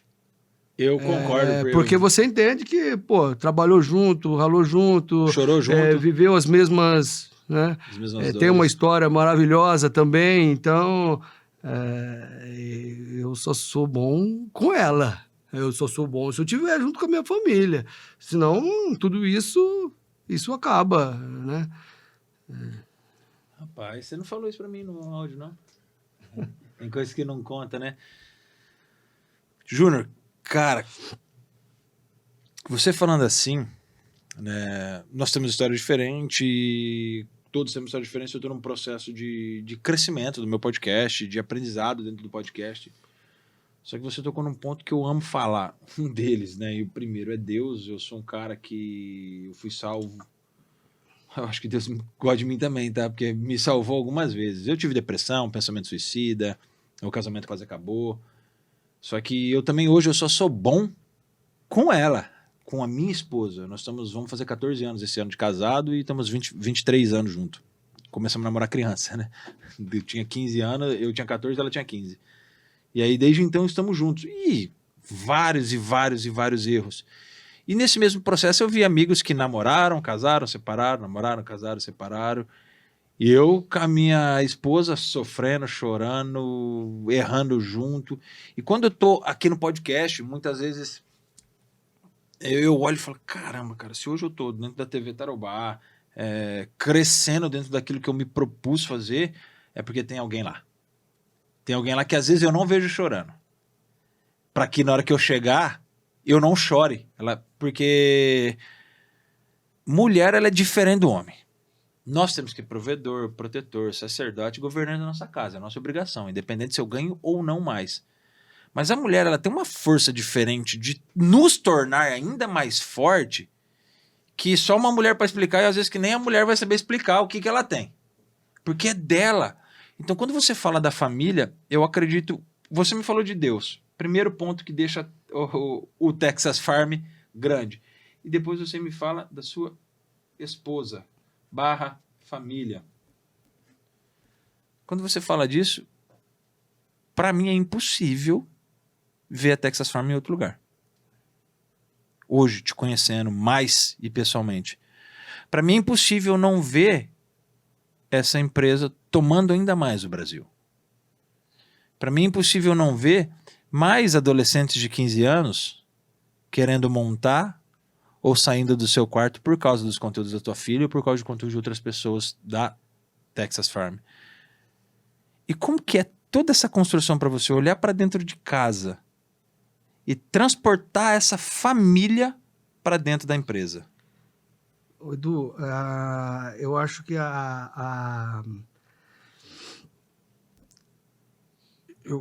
eu vejo que quando a gente começa a ver, a procurar e considerar as qualidades, né? Aí as coisas começam a fazer sentido, porque é muito fácil eu falar de defeito. É, molezinha. Minha esposa é muito melhor que eu. As pessoas... tem gente que não gosta de mim, mas dela eu não vejo ninguém falar que não gosta dela, cara. Eu vou até me esconder. Tem gente que... Então... Mas em algum período, eu não observei isso com tanta clareza, entendeu? Então, eu acho que, poxa, eu poderia ter perdido ela por não considerar. Uhum. Né? Mas depois que considera e começa a ver, poxa... Caramba, desperdicei um tempo, né? Tá aí, a Giovana sabe o tanto que ela cuida da gente, o cuidado até às vezes exagerado e tal. Então, ela tem uma força muito, embora ela não esteja na empresa trabalhando, mas Ela cuida da empresa mais importante. Ela cuida muito bem de casa ali, a gente pode sair e sabe que ela tá fazendo a... Na hora que você vai para a empresa e volta, você sabe que a casa está protegida, né? Tá. Pela mulher, tá cuidada, né? Pela oração dela. O joelho dobrado. Exato. Então, essa percepção aí que eu acho que quanto mais... Um dia uma pessoa me falou uma coisa que eu tava até numa crise, assim... Existencial. Acho que no casamento mesmo. Aí, batendo um papo com um amigo, ele me disse, cara, a única pessoa que você escolhe é a esposa, né, cara? E eu achei, isso hoje é bem clichê, mas você não escolhe quem que é tua mãe, quem que é teu pai, quem que é teu irmão, é a esposa. Mas você escolhe. Né? E as pessoas falam assim, cara, você escolheu bem. Dificilmente. Daí me abriu a mente, né, cara? Poxa, então, acho que a principal escolha da gente é essa, né? Mais do que a profissão ou o segmento que você vai, acho que a principal escolha, depois de Deus, né? Sim. Eu acho que é o teu cônjuge. Putz. Gardel vai ficar louco comigo, mas eu vou fazer um negócio. Não é inevitável fazer o que eu quero fazer.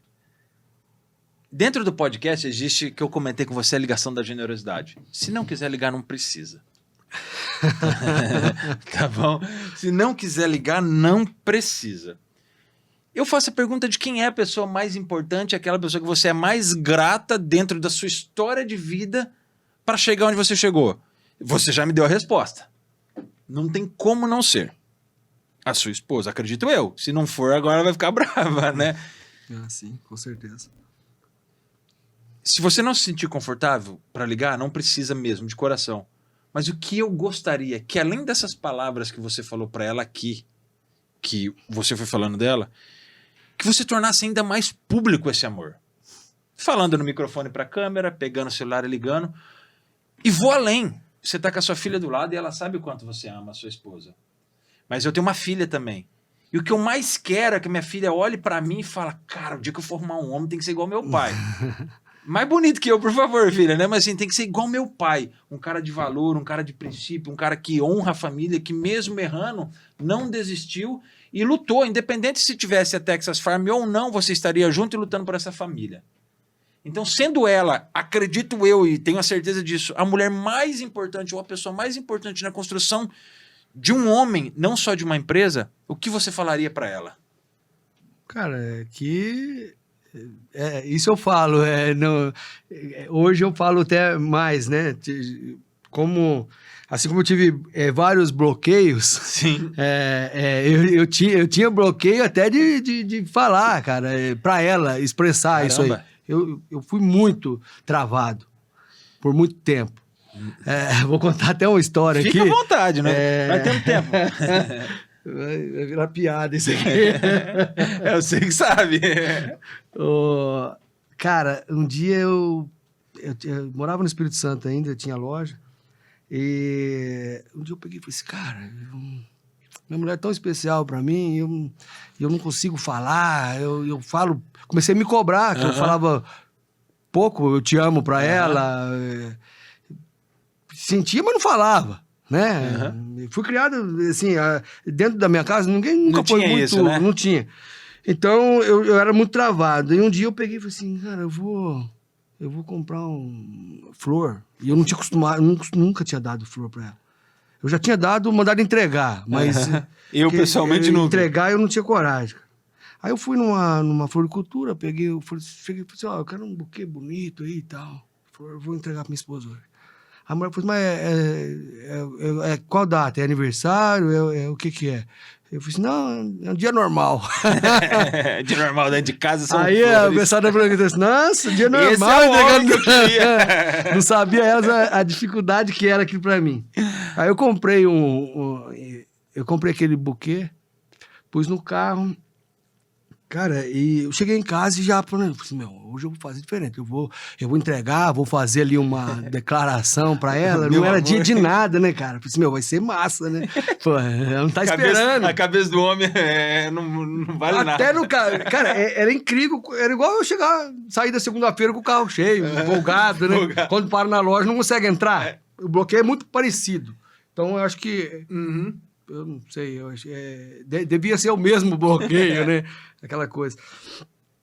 Quando eu cheguei, que eu parei o carro na garagem, eu olhei pro buquê, peguei ele na mão. Não consegui, cara. Eu coloquei ele no banco. Falei assim, cara, não vou conseguir entregar, não é possível. Eu preciso fazer isso. Eu preciso quebrar esse negócio. E não conseguia. E o da venda eu já tinha... Já quebrado a venda. Da venda eu já sabia vender, já. Mas aquilo eu não conseguia, cara. Eu desci, deixei o buquê dentro do carro, cara. Entrei dentro de casa. Fui lá e dei um beijo nela, tudo bem? Ela falou, tudo bem. Ela falou, você tá bem mesmo? Então, a mulher conhece. Ela falou assim, você não tá bem. Você tá me escondendo alguma coisa. Não, tá tudo certo. E eu não conseguia falar e tal. Ela falou assim, você tá me escondendo alguma coisa. E você tá bravo, coisa errada, você tá bravo comigo? Começou. Eu falei assim, caramba, se eu não mostrar, vai ficar pior agora. Aí eu tô lascado. E tal. Peguei e fui pro carro, cara. Fui pro carro. Peguei o buquê, mas eu tinha planejado um monte de coisa. Enchi o peito. Não, eu peguei o buquê e falei assim, tó. Tó. E não consegui ficar olhando pra ela, cara. Foi bizarro. Poxa, e saí. E ela veio atrás de mim, mas por quê? Não, eu comprei, mas eu não consegui te falar e tal. Cara, mas eu precisava fazer aquilo. Hoje é muito mais fácil. Hoje eu me declaro mais para ela. Ela sabe da importância que ela tem, que eu só tô onde eu tô por conta dela, mas era muito difícil, né? Só que eu costumo dizer que tudo é muito difícil até se tornar fácil, né? Tudo. Tudo é muito difícil até se tornar fácil. É uma frase que eu deixo anotado aqui. Porque realmente tudo. Vender para mim era muito difícil. Hoje é fácil. Falar eu te amo era entregar uma flor era muito difícil. Hoje é fácil. Dentro da empresa, fazer alguns produtos que a gente acha... Alguém traz... Isso aqui é muito difícil fazer. Cara, vai ser difícil até ficar fácil. Até ficar fácil. Depois fica tudo fácil, né? Você falando isso, é legal ouvir essa história do do buquê, porque as pessoas vão pensar, pô, mas... já era casado. Qual é a dificuldade de falar pra tua esposa que você ama, né? Vamos pensar assim... 10 anos de casado, já. Você já tinha filho? Já, Giovana já estava grande, já tinha 2 filhas. Aí, e qual é a dificuldade, né? A gente pensa, pô, não tem... Mas o bloqueio você não explica, cara. O marido não teria que ter dificuldade, mas quando você fala do bloqueio, que daí teria que conversar com o psicólogo e ir lá atrás, entendeu? Mas naquela... Não tinha, hoje é muito fácil você hoje falar é com psicólogo, psiquiatra, encontrar as pessoas que te ajudam nesse desbloqueio. Até um ano atrás, eu não tinha coragem de ir no psicólogo. Hoje eu vou. Mas eu achava que só ia pro psicólogo que tinha problema. Que é doido, né? Mas a gente... Cara, você tem que lidar com isso. E se libertar disso sem um psicólogo, sem uma ajuda de... né? E como que é pra você falar isso num ambiente que vai todo mundo ver? Agora... Agora já foi. Não, hoje eu não tenho mais, né? Ficou fácil falar disso. Porque passou. Passou, tudo é difícil, mas até que fica fácil. Hoje ficou fácil. E mas você assumir que você... eu acho que o primeiro passo é você aceitar, entender, né? que aquilo é um bloqueio, que aquilo não te faz bem, e que você tem que sair daquela situação, né? Tem gente que vai conviver com isso a vida toda. Talvez se eu não tivesse entregado aquele dia... Mesmo no toma. Ficou feio. Foi... Tipo, em vez de ser romântico, virou piada. Ela ri até hoje, tem certeza. Ri. Mas, tipo, aquele dia não foi muito legal, né? Porque eu criei uma expectativa e não consegui também. Eu me frustrei. né? Então, mas eu acho que essa questão de a gente fazer coisa que é difícil e a gente se desafiar Uhum. é muito bom. Eu Eu acho tá falando sensacional. aqui, eu não tenho costume. É o primeiro podcast? A gente teve um na Rádio Pucarana um tempo atrás, mas não é o meu... Uhum. Minha rede social eu quase não posto. Não é seu ambiente, vamos falar assim, eu né? gosto de falar muito no offline ali, né? Uhum. Mas eu acho que se desafiar e reconhecer que você que você não é bom, né? Eu acho que depois você acaba ficando bom, né? Quando você reconhece que você não é bom naquilo e teima, né? Fazer. Isso é legal, e isso é legal melhorar. falar. Eu quero parar de falar isso é legal, mas que legal você falar isso, porque é um dos temas que eu tenho conversado com o Paulo e com algumas pessoas. A gente trazer essa nossa vulnerabilidade, muito mais do homem. Porque reconhecer as nossas incapacidades, as nossas vulnerabilidades, a dificuldade de falar para a mulher um eu te amo, a dificuldade talvez de sair e vender, a dificuldade talvez de falar no microfone. Algumas pessoas falam, para você falar no microfone é fácil, porque você fala, não, eu tive bloqueio, eu fui ser desbloqueado. Quando eu falei, eu vou meter a cara num evento de educação física na faculdade e ser tio de criança, de recreacionista. Virei recreacionista, tinha o cabelo comprido, enrolado, virei o tio Visconde, atrás de um personagem. Porque parecia um sabugo de milho mesmo, meu cabelo, né? Então eu virei o tio Visconde e atrás daquele personagem eu fui criando desenvoltura e aprendi a falar. Então quando você traz pra mim isso, fica muito legal. Porque, cara, o Texas Farm, né? Ele tem suas vulnerabilidades. O Edu Granado, o Gardel, o Dario, o Paulo. Nós temos as nossas vulnerabilidades enquanto homem. E mostrar a vulnerabilidade nos mostra ainda mais fortes, porque a capacidade de assumir é muito mais difícil que a capacidade de falar depois que eu assumo. Se você reconhece, todo mundo tem ponto forte e ponto fraco, né? Uhum. Ninguém é bom em tudo, né? Eu falo muito isso na empresa. A gente tem que aproveitar o que a gente... na área que a gente atua melhor e reconhecendo o que não é bom e trazer quem é bom, né? Trazer quem é bom para aquilo, porque não dá para você ser bom em tudo, cara. Então, e a partir do momento que você assume tudo isso, que o teu ponto fraco ou aquilo que você precisa melhorar, você humaniza, né? Quando é um negócio, você se falando de marca, a gente estava falando sobre isso hoje de manhã. Cara, a gente tem que humanizar a marca. Uhum. Isso eu acho que está em alta hoje. Antes você precisava mostrar que você era melhor do que você é. Hoje você tem que ser verdadeiro, cara. E todo mundo erra, ou todo mundo já errou. Ou vai errar. Se você errou hoje, você tem que tentar melhorar para não errar amanhã de novo, né, meu? Não persistir naquilo. Mas eu acho que o primeiro passo é a gente assumir o que é ruim. Eu fui muito ruim em muita coisa. Muita coisa. A gente geralmente Você foi pontuar também? A gente geralmente tem mais coisa ruim do que boa, né? Aí o bom você tem que ser muito bom, Tem que ser muito para esconder o que é ruim. Acho que é isso. Você falou sobre ser verdadeiro, eu quero parafrasear a frase dos meus amigos do Papel para Mechas, que tem papéis tecnológicos para fazer mecha de cabelo. Não utilizar mais o papel alumínio para fazer mechas, é um papel tecnológico que não ocasiona câncer, tal, essas coisas e outros problemas dentro do cabelo. E eles têm como frase da empresa, verdade é nossa bússola.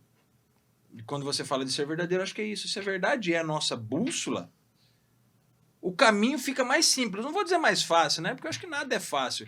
Mas fica mais simples passar pelas tempestades e pelas adversidades que o caminho nos traz. Falando sobre a verdade ser a nossa bússola, eu também entendo que nós nunca chegamos a lugar nenhum sozinho. Eu entendo que a gente sempre precisa de parceiros, de amigos, de braços que caminham com a gente durante um tempo ou que caminham com a gente durante todo o tempo. Quem foram os seus parceiros que acreditaram em você? Assim, parceiros assim que pode ser outras empresas, ou pode ser os parceiros que estavam próximos de você, que abraçaram, cataram a sua mão. Vai, Júnior, você consegue. Deixa eu pensar. Tem tanta gente, né? É uma jornada grande, né? De marca vai fazer 10 anos, então... Mas antes de marca teve muita gente, né? Que acreditou. Eu tive... como você disse, que as pessoas passam, né, no caminho, uns continuam, outros não, mas eu não vou mencionar nome aqui, senão eu vou deixar alguns para trás, cara. Mas eu tive muito mentor no meio desse processo, Sim. né? Eu tive pessoas importantes que me abriram portas, eu tive muitas pessoas que acreditou em mim. Eu acredito muito em pessoas, então eu gosto demais de gente. Sou apaixonado em gente. Eu também. E não dá para você fazer nada sem gente, né, cara? Às vezes eu encontro alguns empresários aí e falo assim, poxa, é difícil trabalhar com gente. Cara, é difícil trabalhar sem gente, né? Verdade. Eu gosto de trabalhar com gente. Hoje a empresa tem 170 colaboradores dentro da fábrica, mas a gente... isso direto, né? Mas adoro estar no meio de gente. Então eu tive muitas pessoas que me ajudaram, teve pessoas que na parte da venda, e os meus mentores as pessoas que vêem não imaginam que são, às vezes, uma palavra que de efeito eu carrego até hoje, um jeito de vender, um jeito de... esse negócio da contramão. Aprendi aprendi com o Belucci, um amigo meu, que me ensinou na venda o jeito mais feio de vender, simples e muito objetivo. Que para muitos gurus é errado, dava resultado. Dava certo. Então, eu tive muita gente aí que eu não posso deixar... se eu falar aqui, vai ficar muita gente para trás. Putz, Júnior, cara, foi um prazer. Ó. Você tem noção que a gente está 1h40? Aí, ó. Quase. Batendo papo. E eu queria muito te agradecer. E eu perguntei sobre os parceiros porque eu sou um cara que eu não estaria hoje dentro do estúdio da Tarobá se eu também não tivesse alguns parceiros e as pessoas que acreditaram em mim e que acreditam. Alguns hoje estão como parceiros dentro do podcast, outros são parceiros fora o podcast. E um deles que eu estou há quase um ano é a Nexseed e a O'Neill, que é uma empresa de investimentos aqui dentro de Londrina. Não sei se vocês conhecem a O'Neill, que tem ali em Paranavaí também. A Nexseed Investimentos é um braço da O'Neill aqui em Londrina, onde a gente sempre fala de acreditar em pessoas, eles trabalham com investimento de forma diferente. Com os assessores dele, eles acreditam na gente. Eu não chego lá para eles para investir, você tem R$1 milhão e pega o meu R$1 milhão e se lasque quem eu sou. Não, eles não permitem que eu faça um investimento sem antes conhecerem quem é o Edu. Então, eles são pessoas que acreditam em mim. Faz um ano ainda, antes de ser Nexseed, era Meta Investimentos e O'Neill. Hoje eles fizeram uma fusão e se tornaram Nexseed. Outro que acreditou em mim, e esse eu volto sempre a falar que é uma causa que eu adoro e abraço, que é a CETEM, que trabalha diretamente ligado a transtorno do espectro autista, ainda mais porque eu tenho uma sobrinha que tem o TEA nível 1 de suporte. Então a CETEM, que é um centro especializado em terapias especiais e multidisciplinares. Eles atendem do nível 1 ao nível 3 de suporte, dando total conforto e fazendo com que essas pessoas possam ter um caminho melhor, né, vamos dizer assim, que eles possam ser socializados. Então, são pessoas que acreditam em mim, e isso faz com que eu esteja aqui falando deles também. Legal. Como parceiros, como amigos, como pessoas que acreditam em pessoas. Eu hoje, dentro do podcast, procuro trazer tanto nos meus convidados quanto nas pessoas que fazem parte do projeto Podcast Café com Edu Granado, pessoas que acreditam em pessoas. Quando você falou para mim, vou voltar na questão do preço lá rapidinho, só para contextualizar o que eu estou falando, não é o que eu ganho, mas o que eu transformo é o fruto da nossa conversa, das nossas reuniões muitas vezes. Quando eu apresentei o lançamento do podcast, fiz um coquetel, fiz um monte de coisa, me perguntaram, mas qual é a sua visualização? Quantas pessoas veem o seu podcast? Eu falei que uma assista e uma seja transformada. Porque se eu quiser milhões de visualizações, eu faço dancinha. Se eu quiser transformação, eu faço o que eu faço. Infelizmente, respondi dessa forma, o cara nunca mais me procurou. Né? Mas quando eu falo isso, eu falo que é muito mais sobre a transformação que eu causo, sobre a transformação que nós podemos causar em cada uma das pessoas. Uma outra pessoa, que tem um amor por essa pessoa já, nem conheço, mora lá no Ceará, em Recife, me convidou para ir lá agora dia 15, é difícil ir para lá agora dia 15, que é a Travis Tech, que hoje, se eu tô bem vestido e bonito, né, com essa roupa de alfaiataria, tudo, é porque eles me presenteiam. Eles me presenteiam com roupa, ele acreditou no meu projeto, é um cara, como você falou, tá Deus escrito aqui. A nossa primeira conversa praticamente foi sobre Deus, e depois a gente acabou conversando e fechamos uma parceria para que ele pudesse me vestir, porque são pessoas que acreditam em pessoas. Ele fala a mesma coisa. Se eu apenas vender para faturar, eu faço o mesmo que a número 1 do mercado faz. Do contrário, eu não preciso fazer isso. Eu quero gerar transformação. E é algo assim sensacional, porque ele mostra a verdade dele, assim como você tem mostrado hoje, assim como você mostra dentro do seu Instagram. E falando sobre pessoas, falando sobre isso, para a gente ir caminhando para o nosso final, que a gente está quase 2 horas, vocês ainda precisam pegar a estrada e o trânsito saindo daqui é terrível. Se você pudesse deixar uma frase, algo melhor, não vou fazer essa pergunta. A pergunta que eu vou fazer, eu acredito que já vai deixar muito claro, mais claro ainda, quem é o Júnior da Texas Farm. E já com certeza será um recado para as pessoas. O que é uma vida extraordinária para o Júnior? Cara, é uma vida com propósito, né? Acho que uma vida extraordinária é uma vida com propósito, gerando valor. Eu acho que é isso. Se fosse para resumir, para a gente ser feliz, a gente tem que ter propósito e ser e acreditar, né? Acreditar que o propósito, porque falar de propósito é fácil, né? Você ter um propósito, mas você viver o propósito já é um desafio maior, né? Então eu acho isso, cara. Eu sou um cara otimista, eu acredito nas pessoas, eu acredito que estou vivendo o meu propósito, tem muita coisa ainda para melhorar, quero melhorar ele a cada dia. Eu acredito que... Eu sou otimista na questão de que eu estou vendo que eu acho que nós vamos ter um futuro melhor. O mundo em si. Eu acredito. Né? Você está falando aí da causa autista, está todo mundo hoje se preocupando em se posicionar. Tem gente que está... Tem alguns que estão fazendo por obrigação, porque já está virando uma obrigação e tudo bem. E tudo bem. Importante é fazer. Se quer fazer ou não, ou tá fazendo forçado, mas o importante é fazer. Eu acho que o importante é fazer. Se fizer de boa vontade, melhor, né?